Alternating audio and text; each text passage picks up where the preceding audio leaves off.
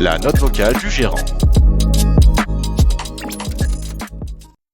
Bonjour à tous et bienvenue dans ce point marché Generali Wealth Solutions du mois de janvier 2025. Alors bien sûr, avant toute chose, l'ensemble de l'équipe de Generali Wealth Solutions vous présente ses meilleurs vœux pour l'année 2025 et tient à vous remercier de la confiance que vous lui avez accordée depuis sa création. C'est en effet aussi grâce à vous que ce projet ambitieux est devenu aussi rapidement une réalité. Alors 2024 restera comme une bonne année pour les marchés financiers mondiaux avec une progression de 19% pour l'indice des actions mondiales exprimé en dollars. Cette performance trouve sa source dans le fait que la croissance mondiale, qui devait finalement dépasser les 3% sur l'ensemble de l'année, a été bien plus robuste que ce qui était anticipé en début d'année. Les situations sont cependant très différentes en fonction des zones géographiques. La croissance américaine a été remarquable, tandis que l'Europe reste pour sa part en difficulté, avec ses deux principales économies engluées dans des problématiques tant économiques que politiques.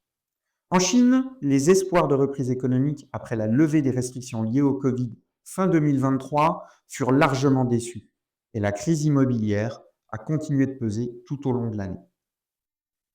Ces fortes différences se retrouvent au niveau des indices boursiers. En 2024, l'Europe sous-performe largement et le CAC 40 termine même en baisse. Et si l'indice composite chinois présente une performance à 2 chiffres en 2024, il reste très contre-performant sur l'ensemble de la période post-Covid. Enfin, si le marché américain a offert de très bonnes performances en 2024, il ne fallait cependant pas se tromper de cheval. En effet, seuls 31% des valeurs de l'indice S&P 500 ont surperformé l'indice, du jamais vu depuis la fin des années 90. Ce phénomène de concentration extrême vient de la performance des valeurs technologiques qui a tiré à elle seule l'ensemble de l'indice boursier américain. Les fameuses 7 magnifiques ont à elles seules représenté plus de la moitié de la performance de l'indice global, qui comprend pourtant 500 sociétés. Sur le front des taux d'intérêt, l'année 2024 devait être celle de la baisse des taux. Ce fut le cas, mais pas tout à fait comme attendu par le consensus. La baisse de l'inflation a en effet permis aux banques centrales de desserrer les taux monétaires via une réduction de leurs taux directeurs respectifs, et les taux d'intérêt à court terme ont en effet reculé. Cependant, une croissance mondiale plus robuste qu'attendue a généré des tensions sur les taux d'intérêt à plus long terme. Et par exemple, en France, en 2024, les taux d'emprunt d'État, dont la maturité était inférieure à 3 ans, ont baissé sur l'année jusqu'à 100 points de base, donc 1% pour le taux à 6 mois, tandis que le taux à 10 ans s'est tendu de 65 points de base à 3,19% en fin d'année. Alors, que peut-on attendre de 2025 ? Cette nouvelle année devrait faire l'objet d'un ralentissement modéré de la croissance mondiale à 2,8%, ce qui resterait finalement très correct. Aux États-Unis, la mise en œuvre de la politique pro-croissance de la nouvelle administration Trump entraînera des répercussions positives sur l'activité et sur les bénéfices des sociétés. Cependant, les effets positifs seront probablement contrebalancés par la hausse des droits de douane et par une politique migratoire restrictive. Celle-ci devrait générer des pressions à la baisse sur la croissance et à la hausse sur l'inflation et plus spécifiquement sur les salaires. En Europe, la situation est très différente avec une économie probablement au point mort au premier trimestre et une situation qui restera compliquée. À part en Allemagne, pays dont l'endettement fédéral est raisonnable, la zone euro ne semble pas pouvoir réaliser de relance budgétaire de grande ampleur afin de soutenir l'économie. En Chine, enfin, les décisions américaines concernant les droits de douane seront déterminantes. Nous pensons cependant que le gouvernement chinois fera tout pour atteindre son objectif de croissance annuelle et calibrera d'autres mesures de relance en fonction des décisions qui seront annoncées par l'administration Trump. Au global, au niveau mondial, les politiques budgétaires devraient donc se faire un peu plus souples, ce qui est une bonne nouvelle pour la croissance. Les différences en termes d'activité économique dans les 3 principales zones géographiques entraîneront des répercussions sur les politiques monétaires des banques centrales. Aux États-Unis, avec une activité et une inflation robuste et une politique résolument pro-croissance, la tâche de la Fed s'annonce délicate et il est probable que l'institution décide de temporiser après ces récentes baisses de taux. Le nombre de futures réductions de taux sera ainsi limité en 2025 entre 1 et 3 baissent. En Europe, la situation est bien différente et la BCE n'aura d'autre choix que de poursuivre ces baisses de manière régulière afin de tenter de stimuler l'économie. Certains économistes prévoient même jusqu'à 9 baisses sur l'ensemble de l'année. En Chine également, la Banque centrale devrait rester au chevet de l'économie afin de tenter de juguler les tendances déflationnistes générées par la crise immobilière. À court terme, ces divergences, tant économiques que politiques, sont favorables au dollar par rapport à l'euro. Cette sous-évaluation de l'euro par rapport au dollar sera évidemment pointée du doigt pour les Américains, qui tenteront probablement de se défendre en imposant des droits de douane sur les produits européens exportés aux États-Unis.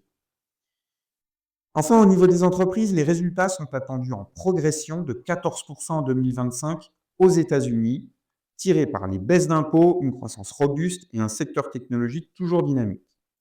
Ils sont attendus en hausse de 8% en Europe, ce qui paraît très optimiste à ce stade, et il est donc fort probable que les résultats soient revus en baisse prochainement. À ce titre, les annonces au cours des prochaines semaines des résultats du dernier trimestre et les prévisions des sociétés pour l'ensemble de l'année seront déterminantes.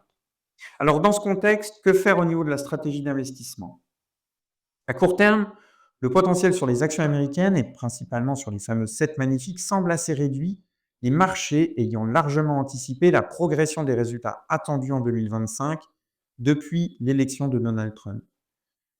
Bien que la visibilité sur ces valeurs technologiques soit élevée, le positionnement des investisseurs est très agressif et les valorisations sont très élevées. C'est tout l'inverse en Europe et sur les marchés émergents. Les valorisations sont modérées, les investisseurs ont largement délaissé ces zones en 2024.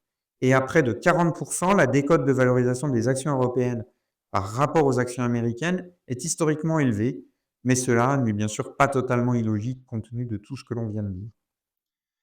Donc au final, les investisseurs se trouvent donc désormais face à un dilemme. Est-ce qu'il faut investir sur les grandes valeurs américaines, incontournables, très chères, massivement détenues par les investisseurs, ou privilégier les autres zones géographiques, largement délaissées, dont les perspectives sont moins florissantes, mais pour lesquelles les valorisations boursières sont très en retard?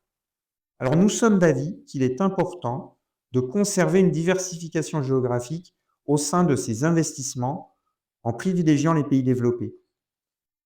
Les actions américaines sont donc incontournables et il est très difficile d'en être absent, puisqu'elles sont en effet de véritables fers de lance dans le déploiement de l'intelligence artificielle et surtout un outil avéré de la volonté de domination économique américaine. Nous sommes par ailleurs favorables à un rééquilibrage en termes de performance entre les différents secteurs et les baisses d'impôts de la nouvelle administration Trump pourraient bénéficier aux petites et moyennes valeurs américaines, dont les performances, depuis la fin de la période Covid, restent très décevantes. Sur les actions européennes, la visibilité nous retient toujours d'investir sur les valeurs cycliques, bien que certaines valorisations soient très déprimées. Nous privilégions toujours les sociétés incontournables, internationales, leaders sur leur secteur et dont le profil est plus à même de faire face à des vents contraires. Enfin, les actions émergentes pourraient également constituer un vecteur d'investissement supplémentaire en 2025. Les marchés émergents ont souffert de l'appréciation du dollar et des taux élevés. Or, le dollar, comme nous l'avons dit, nous semble aujourd'hui surévalué et nous sommes d'avis que les taux d'intérêt baisseront en 2025, y compris sur les échéances longues. Cet environnement global serait finalement plus favorable aux marchés émergents. En Europe, les taux courts comme les taux longs devraient également baisser et l'activité économique et l'action de la BCE militent en ce sens. Nous évitons cependant pour l'instant toujours la dette française compte tenu des incertitudes politiques amenées à perdurer. Nous restons donc globalement positionnés sur les placements de taux d'intérêt. Les niveaux actuels sont à notre sens des opportunités de placement et de diversification des actions au sein d'un portefeuille patrimonial. Merci de votre écoute et à très bientôt pour un prochain point marché Generali Wealth Solutions.